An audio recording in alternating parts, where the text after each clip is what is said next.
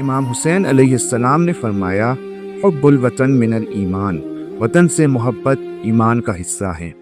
आए इस जज्बे को अपने दिल में रखते हुए हाथ में हाथ डालकर ये कल्ब व यकजा बनकर वतन अजीज़ पाकिस्तान की हिफाजत का अहद करें। इन शदीद मुश्किलात के दौर में फ़रार का रास्ता अपनाने के बजाय अपने मादर वतन की सलामती के लिए हर किस्म की कुर्बानी के लिए आमादा व तैयार हो जाए।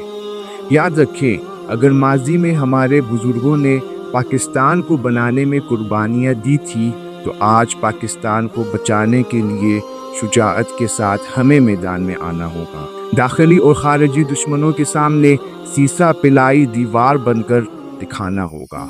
पाकिस्तान जिंदाबाद।